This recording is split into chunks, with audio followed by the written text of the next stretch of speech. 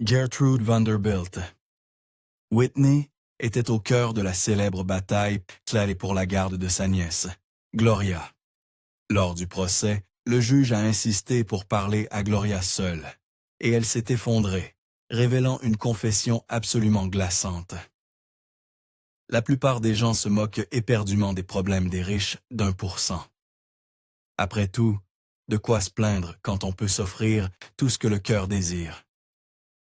Mais les apparences sont parfois trompeuses. Et lorsqu'il s'agit de la vie de Gertrude Vanderbilt Whitney, la vérité brille bien moins que l'or. Gertrude Vanderbilt Whitney est née dans une vie de pur luxe.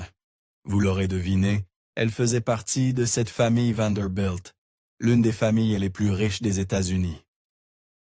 Née en 1875 à New York, le statut de sa famille aurait dû lui garantir une vie sans soucis. Malheureusement, elle découvrirait que plus d'argent signifie souvent plus de problèmes. Les parents de Gertrude avaient eu 5 enfants avant elle, 4 fils et une fille. Sa sœur aînée était morte avant sa naissance, faisant de Gertrude la fille aînée de la famille. Ses parents se réjouissaient d'avoir une autre fille, mais elle-même ne se sentait pas vraiment heureuse. Comme elle le découvrit, les règles pour elle et ses frères étaient radicalement différentes. Les attentes inégales envers les hommes et les femmes pesaient sur Gertrude Vanderbilt Whitney, même dans sa jeunesse. Les normes de bienséance et de comportement des femmes, et souvent l'absence de celles-ci chez les hommes, ne faisaient qu'empirer dans son cercle fermé de la haute société. Sa mère la surveillait de près, souvent de manière autoritaire. Probablement parce qu'elle n'approuvait pas du tout le comportement de Gertrude. Dans ses journaux intimes plus tard dans sa vie, Gertrude se souvenait avoir admiré ses 4 frères aînés.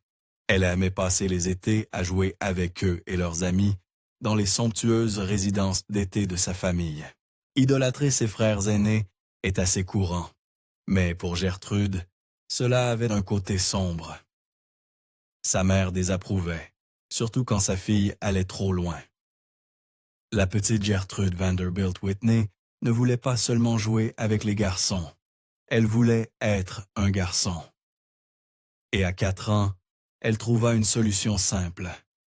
Elle se coupa les cheveux pour se transformer en garçon. Sa mère était furieuse. Elle punit sa fille, mais le comportement inattendu de Gertrude ne fit que se poursuivre. Jeune femme avec une fortune considérable à son nom, Gertrude Vanderbilt Whitney avait l'embarras du choix en matière de prétendants à la fin de son adolescence. Le choix n'était pas facile. Son statut l'obligeait à considérer le statut de son futur partenaire et à se demander s'il la voulait pour elle ou pour son argent. Peut-être cela explique-t-il pourquoi elle fit exactement l'inverse de la tradition. À cette époque, les jeunes filles célébraient souvent leur passage à l'âge adulte avec un événement comme un bal des débutantes aujourd'hui. En tant que jeune femme de la haute société, Gertrude a probablement eu un événement opulent avec de nombreux jeunes hommes l'observant avec admiration. Mais elle ne leur prêtait pas attention pour une raison scandaleuse.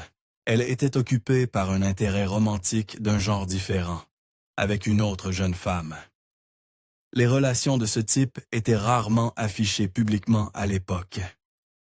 La société désapprouvait ce comportement, ce qui explique la liaison en grande partie secrète entre Gertrude et Esther Hunt.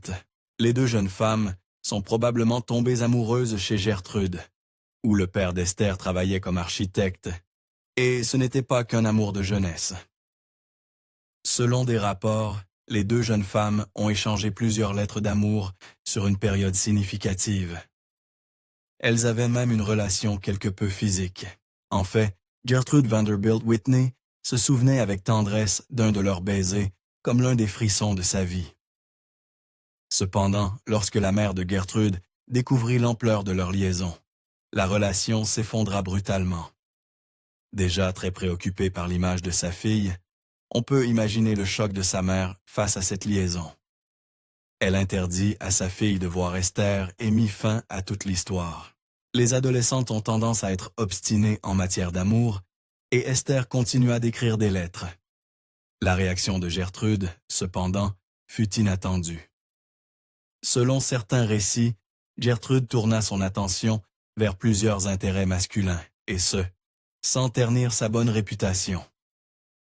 Elle choisit Harry Whitney. Il n'avait pas autant d'argent que sa famille, mais sa fortune n'était pas à dédaigner. Avec des revenus provenant du pétrole, de la banque et plus encore, il semblait être un bon parti, ou du moins il était censé l'être. Une fois marié, Gertrude Vanderbilt. Whitney se consacra à remplir le rôle d'une épouse mondaine exemplaire. Elle donna naissance à son premier enfant 1 an après son mariage et à son deuxième 2 ans plus tard. Gertrude jouait son rôle en organisant et en assistant à des événements extravagants. Elle devait le faire bien. Aussi, vu le rebondissement choquant qui suivit dans sa vie. Lorsque son père mourut en 1849, une décision inhabituelle fut révélée. Au lieu de léguer la fortune familiale à l'un de ses nombreux frères aînés, il la laissa entièrement à elle. C'était une décision très inhabituelle à l'époque, car les hommes avaient beaucoup plus de statut que les femmes dans la plupart des domaines. Elle réussit à impressionner son père, mais son mari se révéla être un juge plus sévère. Pendant que Gertrude s'affairait à soigner l'image de sa nouvelle famille, son nouveau mari passait énormément de temps avec son père. Les deux se livraient au plaisir des riches, faisant des investissements, jouant au polo et achetant des chevaux de course coûteux. Gertrude ressentait probablement la douleur de son rejet, mais il avait des choses encore plus blessantes en réserve pour elle. Le mariage de Gertrude avec Harry commença comme un conte de fées, mais il se transforma rapidement en cauchemar. Harry avait un sacré penchant pour l'infidélité. Avec tout son argent et ses actifs, il attirait probablement presque toutes les femmes en quête de bon temps. Malheureusement pour Gertrude, elle était réellement profondément amoureuse de son mari et souffrait de ses liaisons. Un voyage de l'autre côté du monde changea finalement tout. Gertrude Vanderbilt Whitney et son mari visitèrent Paris en 1901, laissant les enfants derrière eux. Elle profita de ce temps pour elle-même pour découvrir un nouvel amour, l'art. Frances Fine, artiste, l'inspira, et elle décida de poursuivre sa propre passion pour l'art, en particulier la sculpture. Elle se lança à corps perdu dans ses activités, mais pas sans essayer une nouvelle fois d'améliorer son mariage. Gertrude donna naissance à son 3e enfant, Barbara, en 1903. Selon certaines notes de ses journaux de l'époque, il semble qu'elle l'ait fait dans une tentative de raviver l'amour et l'intérêt de son mari pour elle. Elle se consacra également à davantage de travaux caritatifs, espérant capter son attention. Malgré tous ses efforts, son mari resta totalement indifférent. Gertrude lutta après la naissance de son dernier enfant. L'attitude impassible de son mari n'aidait probablement pas du tout, pas plus que ses soupçons, probablement justes, qu'il continuait à s'amuser avec d'autres femmes. Elle se tourna à nouveau vers l'art, mais cela apporta plus de problèmes qu'elle ne l'avait prévu. Si Gertrude avait prêté plus d'attention aux coutumes de l'époque qu'à ses propres désirs, nous ne saurions probablement rien de son art. Les hommes dominaient la scène artistique au début des années 1900, rendant difficile pour toute femme de réussir largement dans ce domaine. En bref, elle avait un chemin bien plus long à parcourir que ses homologues masculins. Mais ce n'était pas le seul problème. Étonnamment, son immense richesse lui donna une autre montagne à gravir. En tant que femme de grand statut, beaucoup considéraient son intérêt pour l'art comme un simple caprice de riche. De plus, lorsqu'elle commença à faire de l'art, l'idée qu'elle soit payée pour cela choquait les artistes dans le besoin, tandis que son refus de paiement dévalorisait toute l'industrie. Tout semblait être une situation perdante. La pression extérieure s'accentuait alors qu'elle poursuivait une carrière artistique. Mais la pression au sein de sa famille croissait également. La voix opiniâtre de sa mère résonnait à ses oreilles, qualifiant tout cela d'inapproprié. L'idée même que sa fille peigne des corps dénudés la troublait. Son mari, Harry, n'était pas non plus très enthousiaste. Whitney ne trouvait aucun intérêt dans les activités artistiques de Gertrude et trouvait apparemment son dévouement total aux arts agaçants. Cela n'est pas surprenant, car il s'attendait probablement à une épouse mondaine typique lorsqu'il l'épousa. Pourtant, sans grand soutien de part et d'autre, Gertrude fit les choses à sa manière, peu importe à quel point c'était inhabituel. Gertrude utilisa ses ressources pour étudier son art et apprendre des grands artistes. Son travail porta ses fruits avec sa première commande exposée à l'exposition panaméricaine de New York en 1901. Plutôt que de laisser son statut affecter son travail, elle trouva un plan. Whitney produisit la sculpture sous un pseudonyme.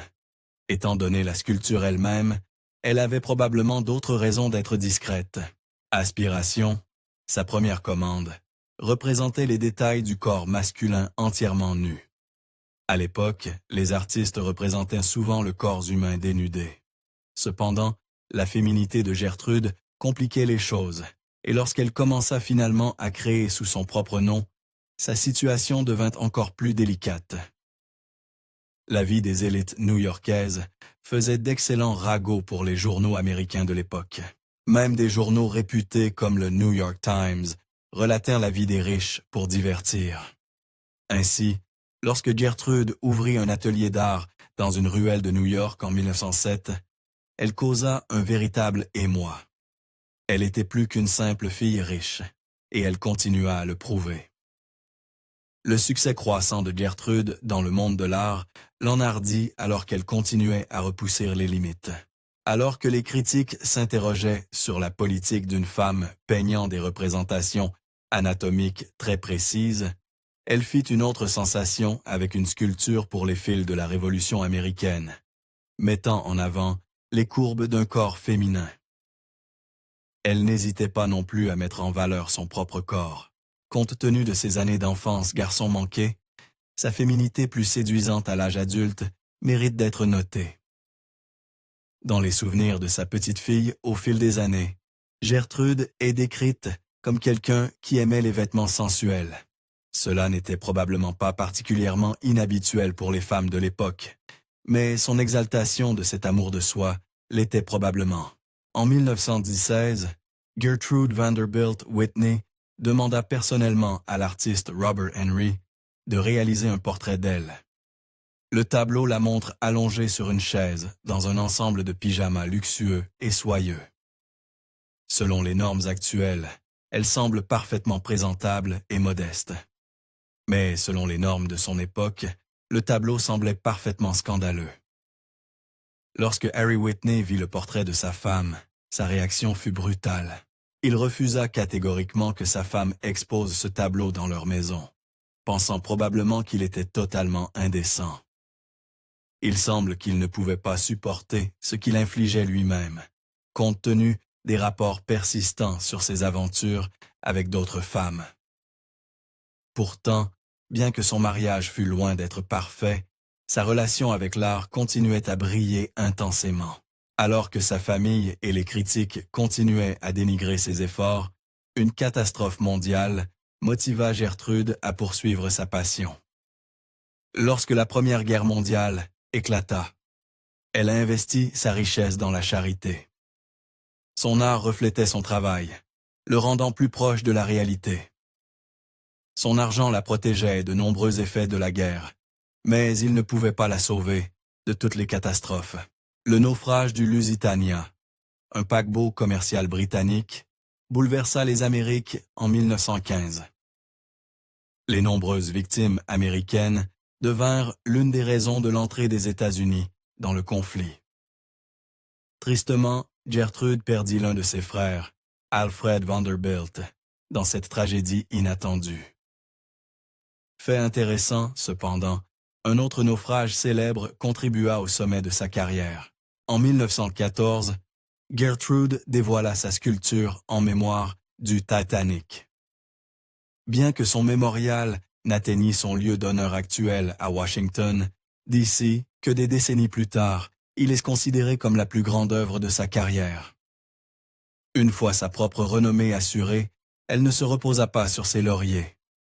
Au contraire, elle utilisa ses intérêts pour choquer les occupants guindés de sa classe sociale. D'autres comme elle préféraient rester dans leur cercle riche. Mais Gertrude se donna pour mission de chercher ceux que la scène artistique laissait généralement de côté. Elle ouvrit un club d'ateliers pour les jeunes artistes et utilisa son propre argent pour financer des fournitures, des logements et plus encore dans leurs intérêts. Pour certains critiques, cependant, Gertrude faisait fausse route. Les artistes considérés comme grands à l'époque venaient de partout, sauf des États-Unis. Cela rendait le désir de Gertrude de financer et soutenir de jeunes artistes américains, fut-il au mieux et totalement gaspilleur au pire. Cela ne la découragea pas, mais sa philanthropie et ses réalisations ne suffisaient pas pour certains. En 1929, la collection de Gertrude comptait des centaines d'œuvres d'art américaines. Elle détestait devoir garder la plupart de ses pièces entreposées, sans possibilité pour le public de les apprécier. Elle envisagea d'ajouter une aile entière à son manoir pour les exposer, mais trouva une idée qui lui semblait plus charitable. Du moins le pensait-elle. Gertrude espérait offrir sa collection au Metropolitan Museum of Art, accompagnée d'un fonds de dotation considérable. Probablement enthousiaste à l'idée de son cadeau, elle envoya un message au directeur du musée. Sa réponse fut cruelle. Selon des rapports, il n'écouta même pas l'ensemble de la proposition avant de refuser son « art américain ». Elle prit ce refus personnellement. Gertrude avait plus que prouvé son statut à la fois en tant qu'artiste et mécène des arts. Ainsi, face à ce refus, elle décida de transformer les citrons en gâteaux au citron, en ouvrant le Whitney Museum of American Art. Alors que la plupart de son temps semblait consacré à son travail d'artiste et de bienfaitrice, l'événement majeur suivant de sa vie la bouleversa probablement. Un an seulement après le refus du musée de sa contribution, son mari tomba gravement malade. Les médecins diagnostiquèrent une pneumonie. Il ne se rétablit jamais, décédant en 1930 et lui laissant un énorme héritage. Les conséquences furent dévastatrices. La profondeur de son chagrin resta privée, alors qu'elle continuait son travail artistique, jusqu'à ce qu'un scandale particulièrement juteux détourne toute l'attention de ses bonnes œuvres. Chaque famille connaît des difficultés, mais avec le genre de fortune de la famille Vanderbilt, de nombreux problèmes prenaient des proportions démesurées.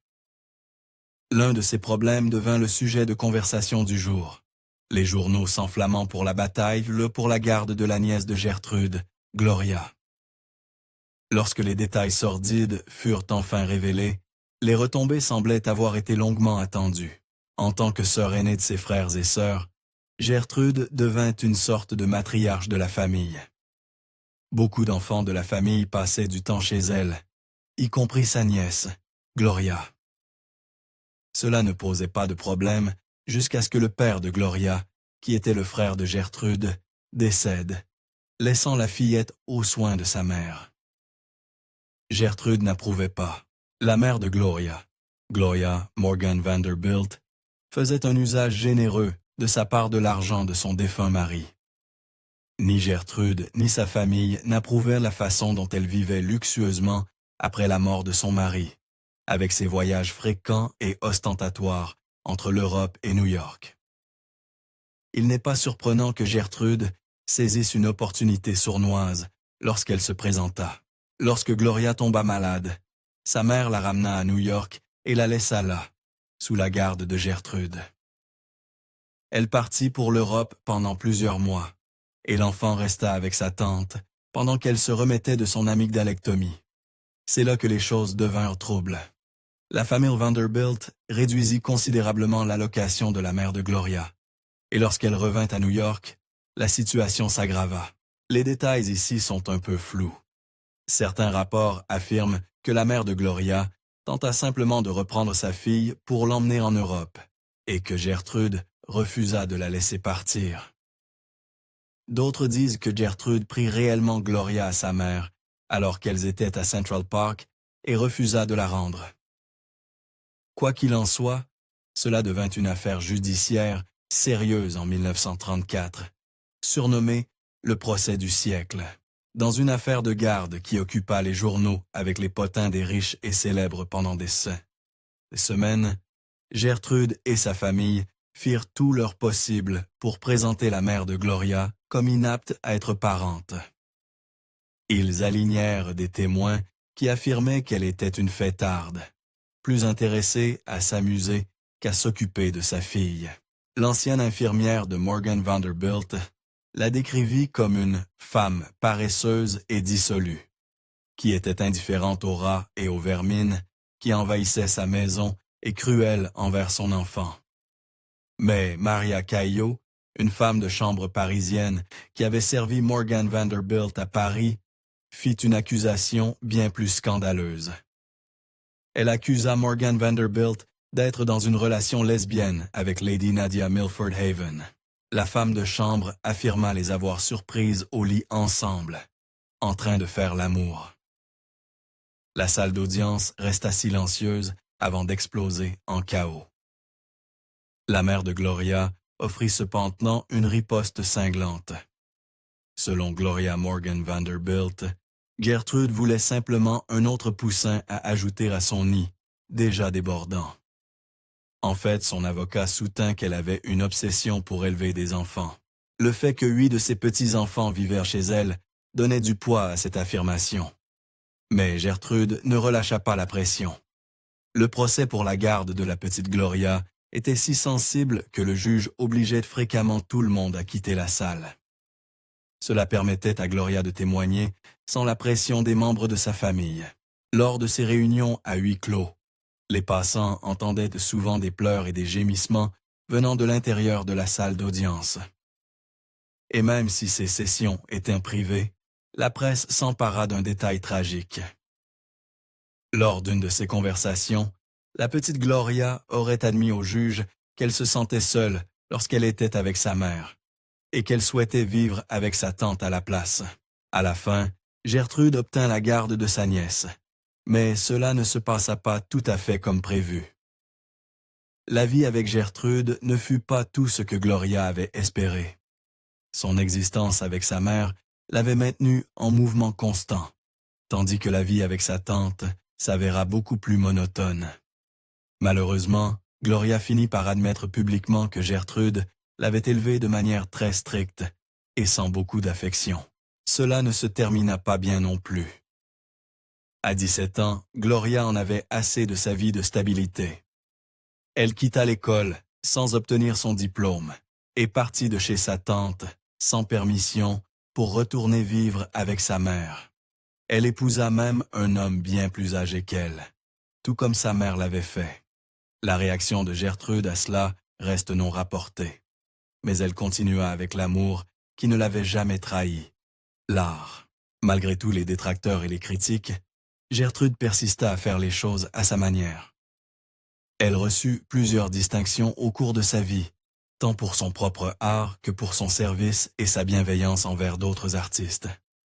Puis, à quelques années de ses 70 ans, des problèmes cardiaques mirent fin à sa vie en 1942. Son œuvre ne disparut pas avec elle. La fille de Gertrude, Flora, prit en charge la gestion du Whitney Museum en l'absence de sa mère. Bien qu'il ne fût pas célébré comme tel de son vivant, il fut le premier musée à présenter largement des œuvres d'artistes américains.